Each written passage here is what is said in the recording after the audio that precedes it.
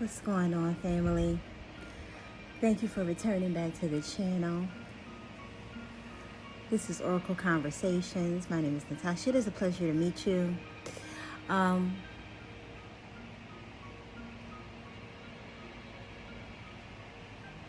Just go with the flow in this conversation, okay? I'm not sitting at the table to actually pull cards, but I have the availability if it is to come up in this conversation. But the urgency to just, well, not urgency, but the need to have this conversation now just came up. So I'm going to go ahead and just have it, right? Settling. What is settling to you? I'll give you an example. For me, it was only taking jobs that fit the life that I wanted to live. Even in times when it was hard. Even in times when it looked like the end was near, right? Getting past due notices and all of that. But I refuse to just work anything because I need longevity, I need stability. I need to be able to pour into business ventures and things that I'm doing, right? I need to work in peace. I don't like to be micromanaged. So, I have to choose specific work from home contracts that appease that. And that's not always easy to do. We could take relationships. I am no longer just getting along to get along, flowing or whatever that is, or just a nope. This is what I desire, need, and want, and I will have someone who matches that same need, desires, and wants, and we will maneuver together in a healthy way. Okay.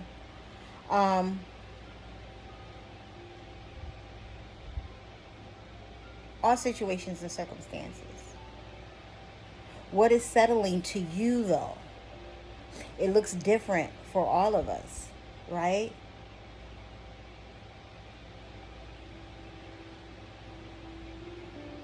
Some of us don't understand that when we settle, when we say yes to things that we don't really want to say yes to because this is going to fill a void in the meantime because I need to do X, Y, Z, you are basically telling Source that this basic minimum situation I'm in is okay. And I'll take that if this is all I can get. And I will do this for as long as I need to do this. And the problem with that thought process, I will do this for as long as I need to do this, sometimes you get stuck there. Sometimes that is what you end up doing. That is who you end up being with. For I don't want to say for forever, but longer than you need to be, longer than you want to be, longer than you desire to be. And now you're in a situation where you're trying to figure out how to get yourself out of. This is not where I saw myself. This is not what I need in my life. This is not.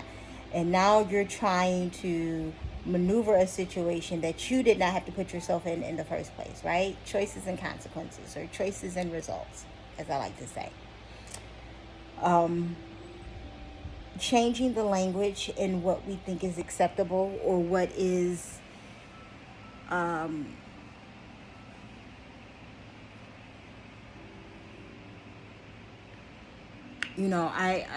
I heard someone say, and I can't remember if I read this in a book.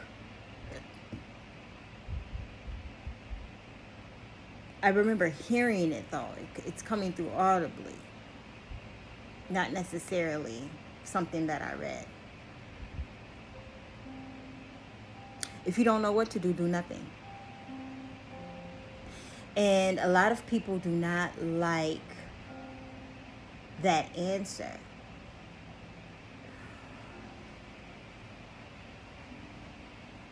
But when you're calling things into you and you're trying to make a move and get out of stagnancy, one, you want to make the correct choice, the best choice, the right choice, right? And 2,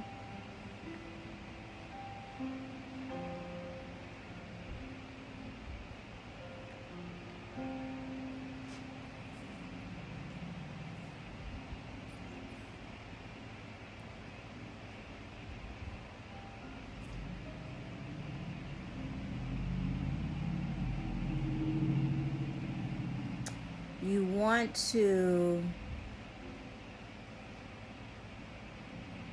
pause and take time to, weigh the pros and cons of a situation.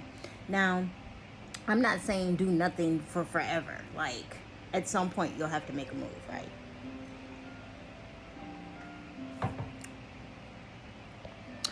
I'm saying don't make moves unnecessarily.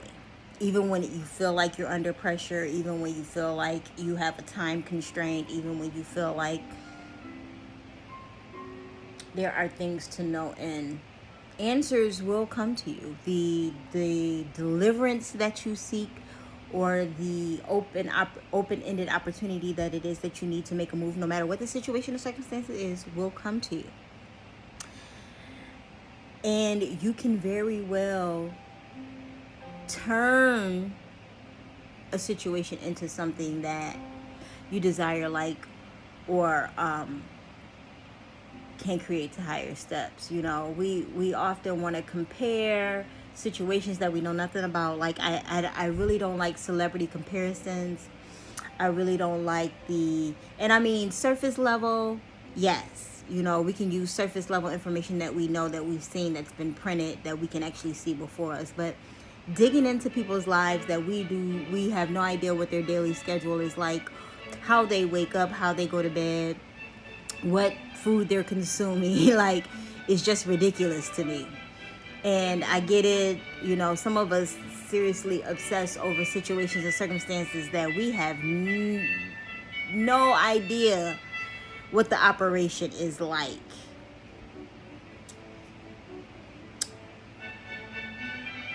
Focus on self-growth, self-love, self-improvement, and what that means to you, and how you can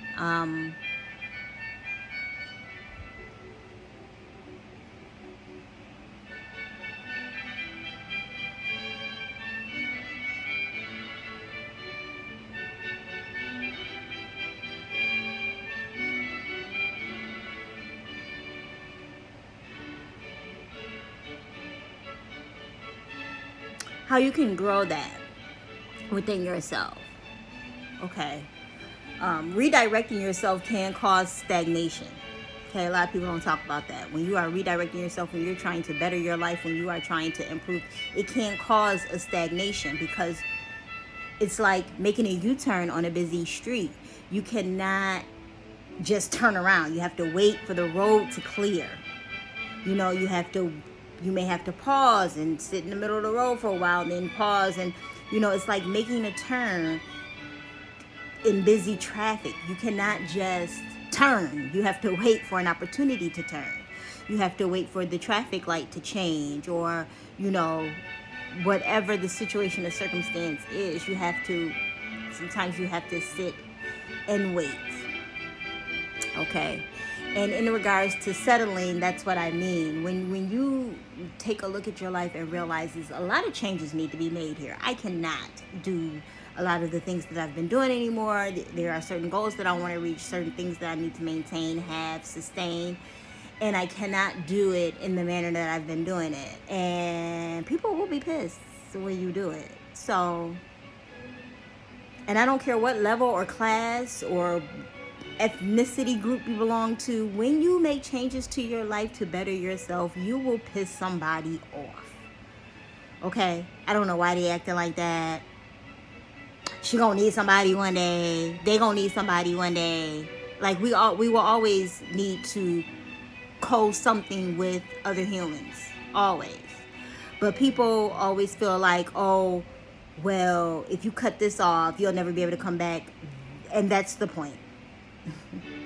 That is the point. I'm not trying to come back. I'm not trying to do this again. I'm not trying to restore, resurge, anything. That is the point. I need it to be gone. I need this part of my life to be gone so that I can move forward into what it is that I know I can have, I deserve, I can be, I can do, I can. I wake up every day and tell myself I can, even when I feel like I can't. I can absolutely do this. I can absolutely have this. I can absolutely live in that realm, live in that class, have these situations and circumstances for myself. People will call you delusional. People will call you uncertain. They will tell you that you are confused, especially in the beginning stages when things are shifting, right? It's a little chaotic, especially if you have really huge ambitions. You know what I'm saying? You come from living circumstances where it's just like, where you think you're going? And then you find a way to pay for college, and you find a way to go to college, and you find a way to actually finish college, and then now you're in some type of internship program that's going to put, and this is just an example, you know, and then the next thing you know, so-and-so is going to lead you to so-and-so, but you have to cut off so-and-sos from your hometown, from your family, and it hurts.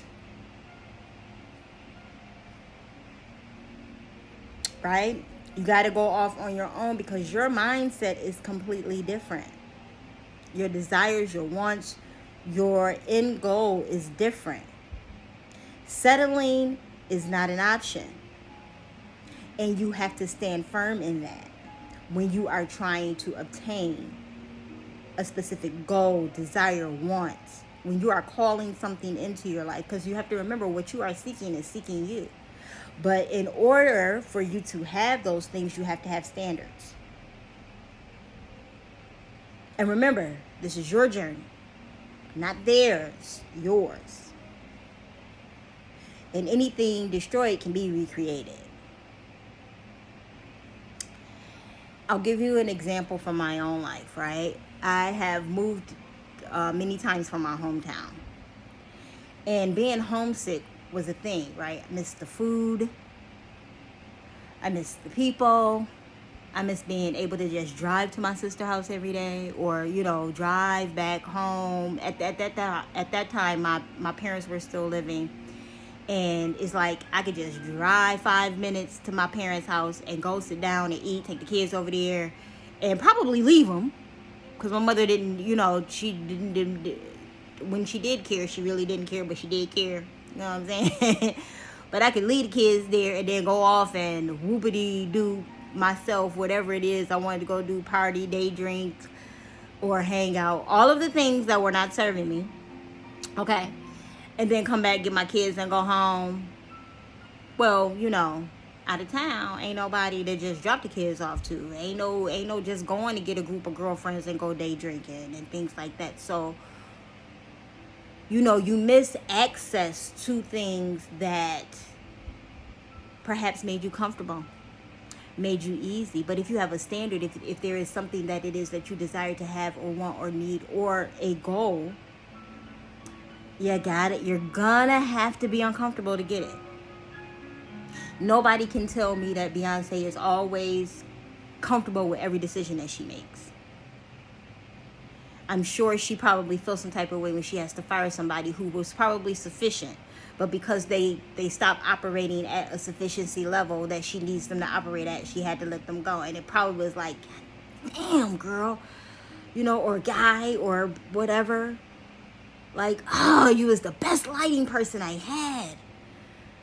Now I got to interview. I got to put somebody on the team to interview all these people. And then I got to talk to you because I got to know that this is going to be done. Because you know she talks to everybody at some point.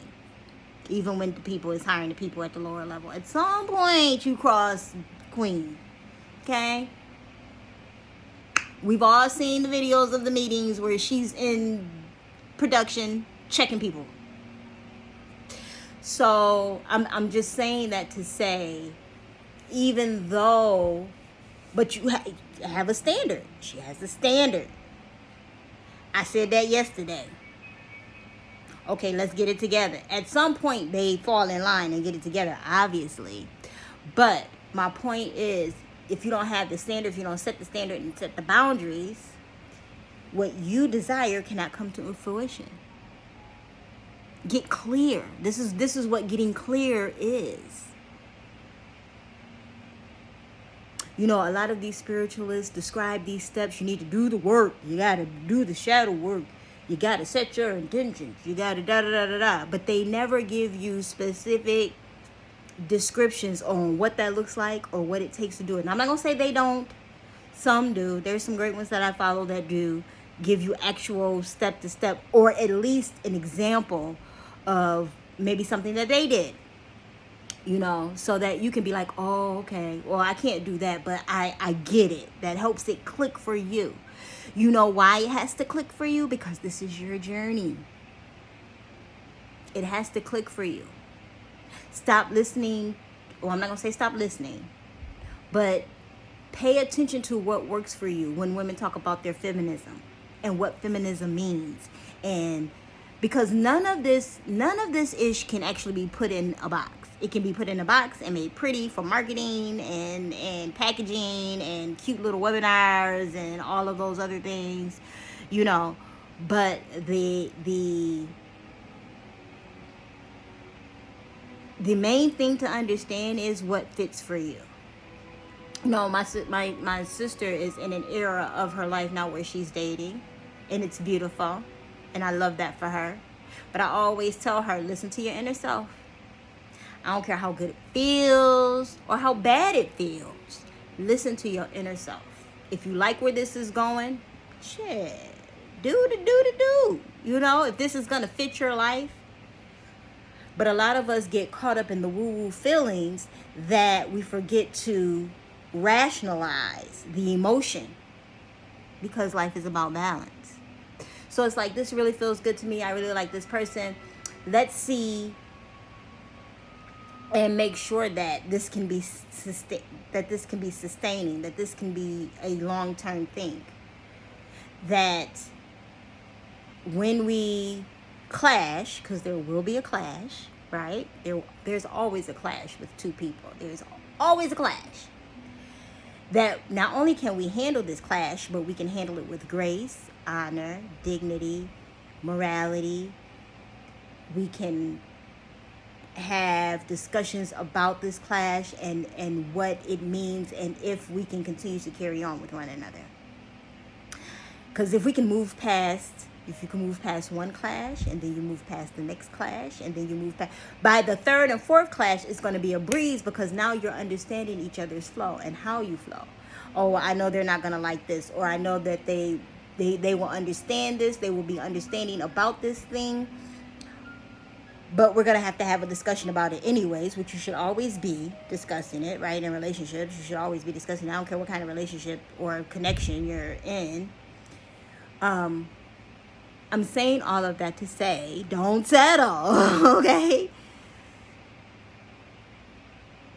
Settling is surrendering. Settling is, well, I can't find anything better, so I'm just going to do this. You got tired. You know what settling tells me is you got tired on your journey, and you got tired of fighting for the thing that it is you really want. You feel like, oh, I done got old, and I done did this, and I just don't want to do that no more. And I mean, if you have come to that point in your life, who am I to tell you to keep fighting? You know, that's like telling an injured soldier on the field to just, you got to keep pushing. You can't just lay here. Listen, if you want to lay here, you lay here. But don't be mad at me when I leave you here. Can't be upset. I mean, you can be upset with me, but understand, like, I'm leaving you here because you're giving up. Like, you're giving up because you're injured. You're giving up because you're insecure. You're giving up because your feelings got hurt. You're giving up because you didn't get the job that you wanted. You giving up because you couldn't have 12 babies. You could only have 6. You giving up because, you know, that one man that you really liked didn't like you long enough, or didn't want to work things out with you and left you with a baby. You giving up because whatever your because is.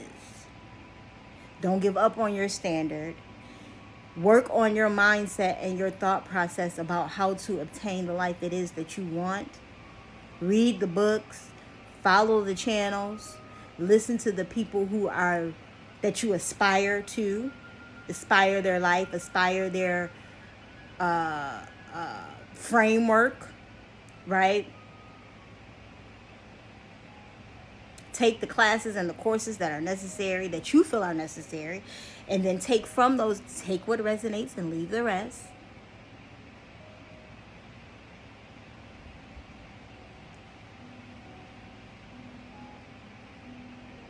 And stick to the thing that you know is necessary for you to grow. And yes, it sounds selfish because it is. It's a self-fulfilling journey. This life is a self-fulfilling journey, whether you want to believe that or not. It's a self-fulfilling journey. And even though your purpose is with people, because we all have some type of service that we're here to do, you still have to be self-fulfilled to do it. You have to be fulfilled to do it with joy, to do it with stride, to do it with passion, to do it with dedication, to do it with consistency. You got to want to. And one of the main ways to do that is to not settle. Not just take anything because it's a thing for the meantime. I will obtain, I will have, I will do, I will, I am, it is, and it is.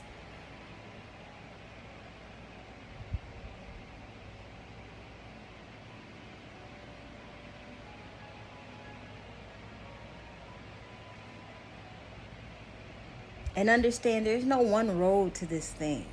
Everybody, has a different way of teaching, but there's no one road. There's no one way. There's no one access key. There's many keys and many locks. I am just asking you in this conversation that we are having to not settle. I know you want to go back. It's easier to go back. It's comfortable to go back. Don't settle. Fight on, fight forward, fight fair.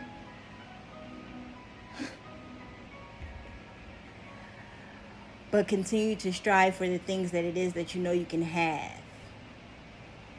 Reevaluate your structure and what it is you're doing. What is it that you do when you get frustrated? Change that.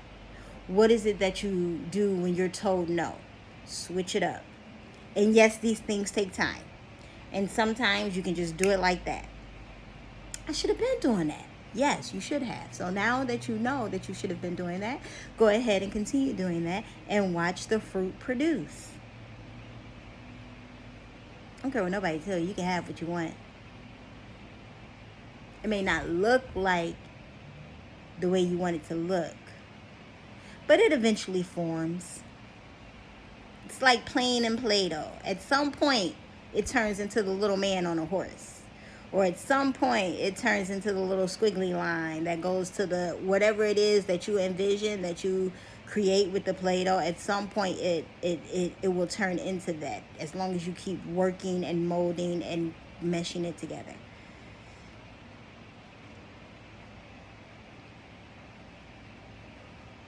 Standards. Keep them. Keep them high. Stay focused on them. Don't waver.